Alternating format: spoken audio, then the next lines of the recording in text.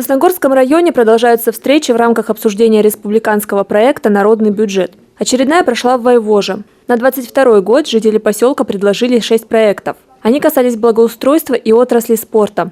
Так, например, было предложено провести модернизацию освещения улицы Октябрьской. На сегодняшний день сами светильники устарели и часто выходят из строя. Проект же позволит улучшить ситуацию с освещением в поселке. В результате модернизации уличного освещения будет в целом улучшено состояние уличного освещения улично-дорожной сети. Минимизируется вероятность дорожно-транспортных происшествий, сократятся расходы на потребление электроэнергии. Также были предложены проекты по ремонту автомобильной дороги по улице Восточная, установки детского игрового комплекса в районе досугового центра, обустройство лыжной трассы и хоккейного корта, а также установки арт-объекта. В поселке ежегодно проходит акция, приуроченная ко Дню Победы под названием «Бессмертный полк». Все мы знаем, что данное мероприятие традиционно заканчивается на площади перед досуговым центром «Нефтяник». Поэтому дополнить территорию данным арт-объектом не только украсит облик данной территории, но и поселок в целом. Реализация того или иного проекта в первую очередь зависит от самих жителей. Поэтому в рамках собрания были выбраны самые активные. Владимир Канев переехал в поселок из соседнего Троицко-Печорска 6 лет назад. Сегодня он вошел в инициативную группу, а это значит, что судьба Вайвожа ему не безразлична. Мы все равно должны быть не только полагаться на государство и ждать от него какой-то манны небесной, а сами немножко вкладываться и сами немножко как-то заботиться о том месте, где мы живем. И вот такое участие в реализации проекта может быть как материально-техническим, например, проведение субботника, так и финансовым. Что касается последнего, то здесь только добровольное участие. Может быть, он не будет настолько действенным, скажем, суммы-то, конечно, небольшие, но все равно, мы уже будем знать, что вот это нашими общими усилиями построено, как-то будем заботиться об этом, и уже как-то не так нам упало, построили нам, и мы потом как-то к этому относимся так наплевательски. Нет, уже будет как-то более такое ответственное отношение. Добавим, ранее в рамках проекта «Народный бюджет» в поселке были произведены ямочные ремонты дорог местного значения. В этом году здесь будет установлен тренажерный комплекс. Таким образом, благодаря народным инициативам удалось привлечь дополнительное финансирование на благоустройство в размере более 1 миллиона рублей. Из поселка Вайвож Полина Бастракова, Павел Дурников и Евгений Юрин. Вести Тимана, Сосногорск.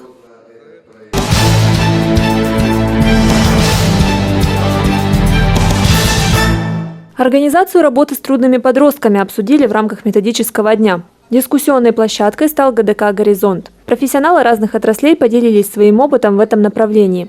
Причем мероприятие не ограничилось только нашим муниципалитетом. Вживую и онлайн в нем приняли участие специалисты из Ухты и Сыктывкара. Участников приветствовала заместитель руководителя районной администрации Наталья Кирсанова. Она отметила, что эта тема актуальна для государства, которое идет по пути демократического развития. Сосногорский район этим вопросом занимается на протяжении многих лет. Я хочу сказать, что поиск новых форм в современном, меняющемся, изменяющемся мире для нас все-таки это задача, которую необходимо решать быстро и молниеносно, точно так же, как развивается и наш мир.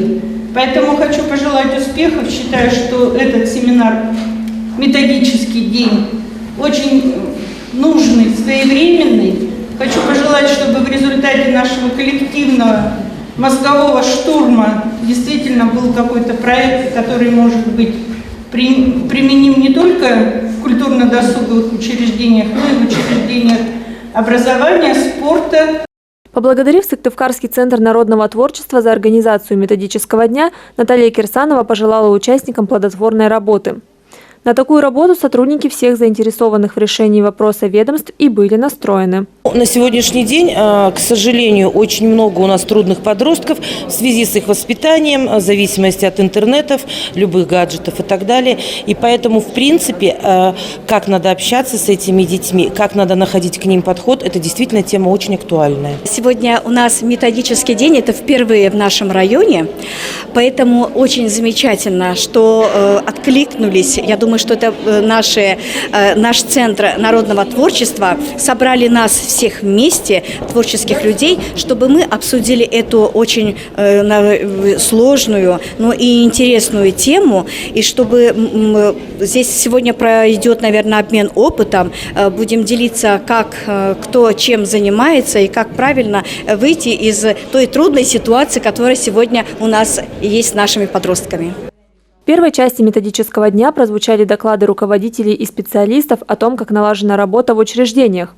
Вторая часть дня была отведена под практикум. Федеральный и региональный эксперт в области проектирования Елена Шилова работала с группами по организации проектной деятельности как средство достижения позитивных результатов с детьми, состоящими на разных видах учетов. По словам Елены Владимировны, проектирование – это тенденция сегодняшнего дня. Им занимаются на разных уровнях жизни, и применить его в рамках работы с трудными подростками не только можно, но и нужно. Да, есть положительный опыт. Понимаете, проектирование – это комплекс мероприятий, это комплекс действий, комплекс событий. В том числе, например, добровольческая деятельность. И вовлекая трудных подростков в добровольческую деятельность, мы тем самым показываем им вторую сторону медали. Да? Мы показываем им другую реальность, в которой они могут быть полезны, они могут реализовать себя. Обмен опытом и учеба длились практически целый день. Каждый из участников поделился своими наработками с коллегами и приобрел бесценный опыт, который обязательно трансформируется в новые идеи для работы с трудными подростками. Полина Бастракова, Наталья Максимова, Евгений Юрин, Вести Тимана, Сосногорск.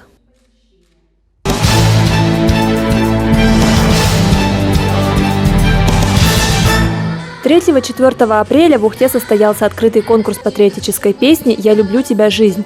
Около 200 исполнителей возрастом от 5 до 64 лет состязались в 4 номинациях. Сосногорский ансамбль «Вернисаж» выступил в категории «Эстрадный вокал». Самых талантливых отбирали, способных, которые могли бы выступить достойно. К репертуару я отношусь очень индивидуально, в зависимости от вокальных способностей, от тембра голоса, от диапазона голоса. То есть все индивидуально.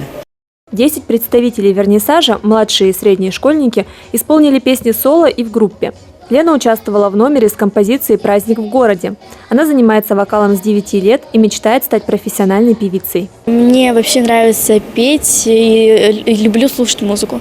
Я сильно волновалась, но потом, когда мы вышли, уже стало более как перехватили эмоции, с улыбкой, все стало интересно и все пошло хорошо. Выступления участников оценили почетные работники культуры, артисты и преподаватели. Результат юных вокалистов «Вернисажа» – звание лауреата 3-й степени и 2 звания лауреата 1-й степени. Однако отметили абсолютно каждого участника. Мы очень благодарны организаторам, что они все-таки очень много поощрений сделали для деток. То есть помимо лауреатов были еще и дипломанты 1-й, 2-й, 3-й. То есть все абсолютно у нас с дипломами оказались. Сейчас в ансамбле «Вернисаж» 30 участников возрастом от 6 до 60 лет. Недавно исполнители отправили видео своего выступления на республиканский конкурс художественно-эстетического творчества «Весенние ритмы». В этом году он проходит в онлайн-формате. Итогов ожидают в середине апреля. Полина Бастракова, Евгений Юрин, Вести Тимана, Сосногорск.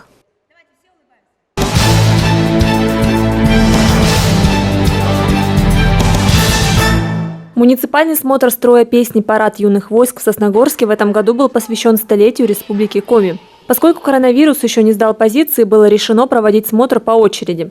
Из зрителей только члены жюри и почетные гости. Среди них председатель Сосногорского общества «Мемориал» Ольга Ковбаса. Это не первый парад, на котором она присутствует в качестве гостя. Впечатления всегда отличные. Это здорово, это очень хорошо. А надо просто, дети должны знать, должны уметь делать все и помнить, для чего они это делают, ради кого. И это очень здорово. В смотре приняли участие 7 городских школ. Первыми выступили будущие кадеты. Жюри оценивало строевой шаг, девиз, речевку, песню. Наша речевка. Чеканя шаг на парад идет кадет, и наш отряд гордится бабушка и дед, что внучка будущий кадет. Среди выступающих Ксения Мамыка. Девочка учится в 3 классе, любит петь и танцевать, хочет стать стилистом. Говорит, что участвовать в смотре захотела сама, ведь отряд набирали из желающих учеников со 2 по 4 классы. Потому что я люблю военные мероприятия, это в честь памяти погибших. Муниципальный смотр строя и песни «Парад юных войск» в Сосногорске проводится ежегодно. Младшие школьники готовятся основательно, выбирают песню, тренируются синхронно выполнять команды. Подготовку, а также искренность и артистичность оценивает жюри. В этом году в него вошли представители госавтоинспекции. Для детей возраст, я так понял, что маленький, они 2-4 класс, поэтому для них это жизненный шаг, путь, что-то, цель какая-то, кто-то добьется, кто-то не добьется, но первоначально это необходимо проходить такие мероприятия в обязательном порядке. Жюри не стало присуждать места, ведь каждый отряд старался показать только лучшее. Награды школьники получили в различных номинациях. Полина Востракова, Наталья Максимова, Евгений Юрин, Вести Тимана, Сосногорск.